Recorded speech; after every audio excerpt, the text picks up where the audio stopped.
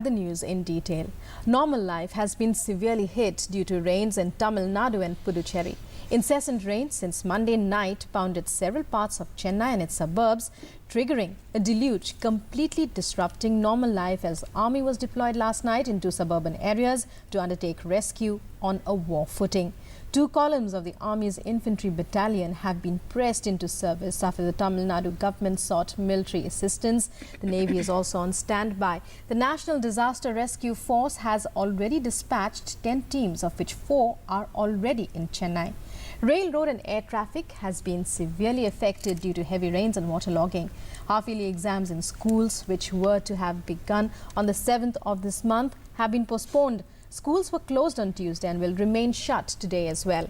The Met Office has cautioned of more showers in the next 4 days across the state, with some regions likely to witness heavy to very heavy rains. The rains have virtually broken a 100-year-old record, with 1 day's rainfall covering a month's average. Prime Minister Narendra Modi also spoke to Tamil Nadu Chief Minister, assuring her of all possible help and cooperation to deal with the situation.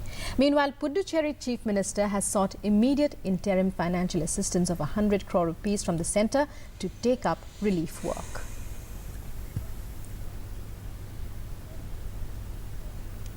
And let's now get in the latest situation there on the ground. Our correspondent Philip Matthews is now joining us at the moment from Chennai. Philip, normal life has been thrown out of gear. The Tamil Nadu has been badly affected by these heavy rains that have been lashing the city there. And of course, the state problems are many. These are the power problems, the traffic problem. Of course, the flights have been suspended. The rail services have been halted. And of course, the education institutions, they are being shut. Residents stranded, arterial roads have been disconnected. Give us a sense of how bad the situation there is in the state.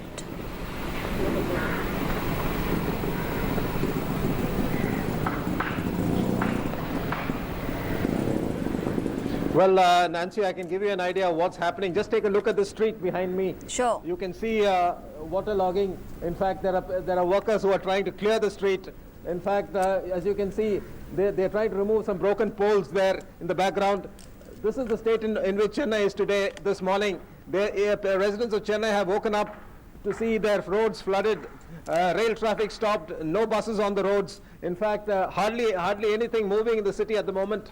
In fact, we're being told that very few buses are actually plying. Rail services have been impacted on the suburban route between Chennai Beach and Tambaram.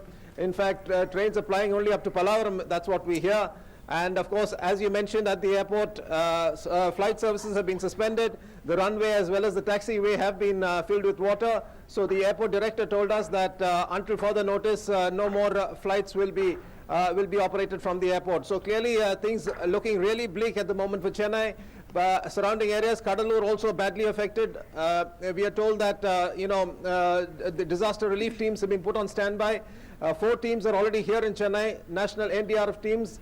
6 more are flying in from Delhi. So clearly, the entire administration on a state of high alert. Right. What about efforts by the government, by the state government? What steps are they taking? All right, Philip Matthew, in fact, request you to please continue being with us, because joining us at the moment is National Disaster Response Force DG, Mr. OP Singh. Mr. Singh, thanks very much for joining us here on Doordarshan News this morning. Sir, first of all, we would like to know from you about the rescue operations that have been there on a war footing, because the situation there in the state is pretty bad there, sir. That's last 24 hours or so. There has been continuous rain, and because of that, the situation got aggravated.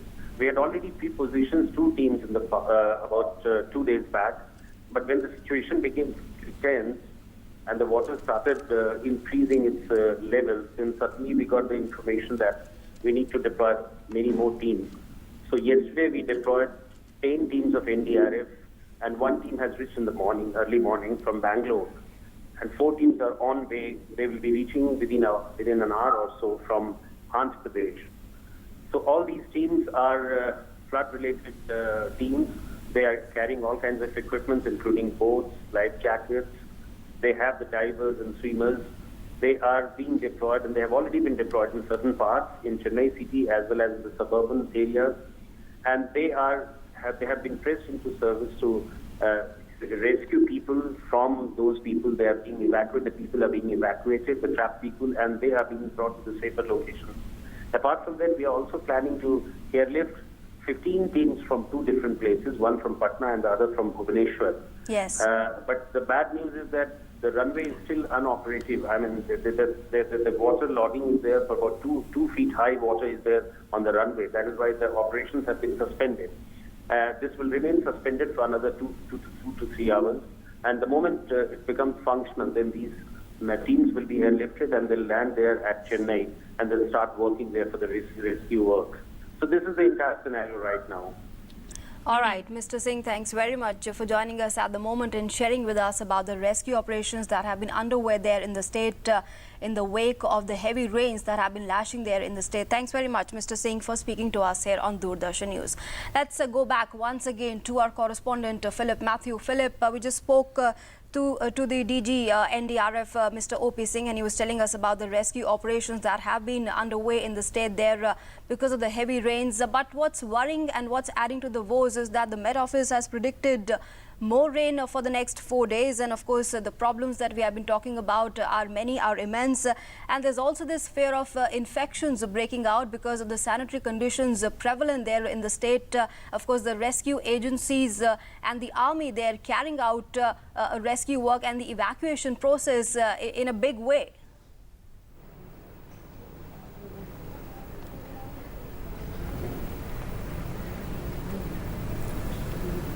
You're right, Nancy. In fact, 2 columns of the Army's infantry have been pressed into service for the first time since the rains began. So far, we've had the NDRF and the Navy and the Air Force, but this time the Army has also been pressed into service. So clearly, the administration is in a state of high alert. In fact, Chief Minister Jayalalitha told Prime Minister Narendra Modi last night that this was an unprecedented event, something that hasn't happened in the last 100 years. And the state administration was treating it with all the seriousness that it deserved.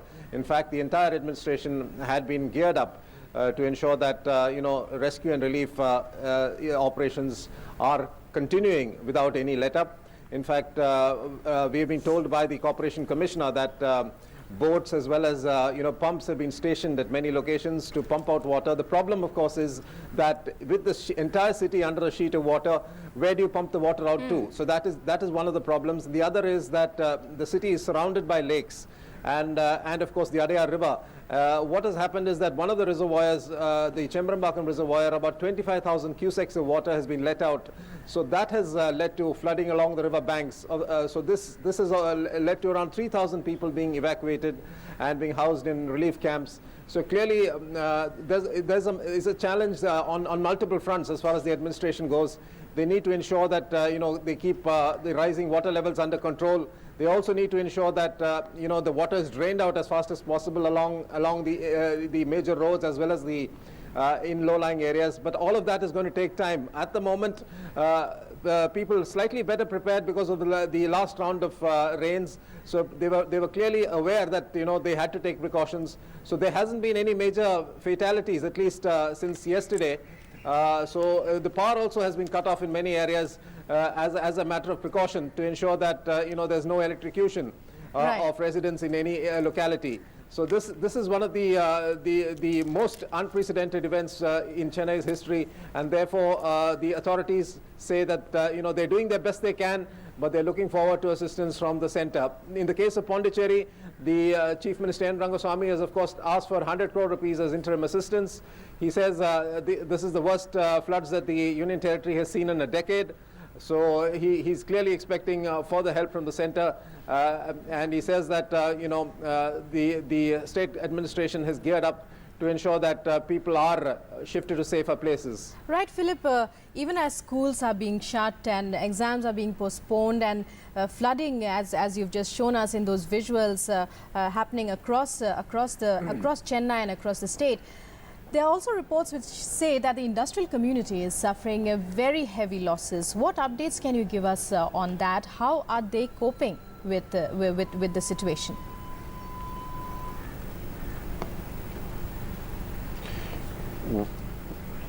Well, I can tell you that the situation is pretty bad. In fact, we have industrial estates in Ambattur and Gindi, both of which have been flooded. In fact, many manufacturers say that their losses run into lakhs of rupees. Many of these manufacturing units have shut down. The only silver lining is that, Chennai is known for its IT industry, and the IT sector continues to work, although in a more limited fashion. What most of the companies have done is to send their non-essential staff home. And, to keep those who are working on critical projects, they've housed them either in their own offices or in hotels nearby, to ensure that work, especially for multinational clients, is not affected. So that is what different companies have been adopting different strategies to cope with the floods. But as I said, given that the earlier round of floods may have been a surprise, but this time I think most people were better prepared, in the sense that the moment the weather office forecast rains, most people have begun to take precautions. Right. Right, Philip, thank you very much for joining us there with that update, and we'll be back with you at regular intervals throughout the day for more. Prime Minister Narendra Modi yesterday spoke to Tamil Nadu Chief Minister J. Jayalalitha and has assured of all possible help and cooperation to deal with the situation.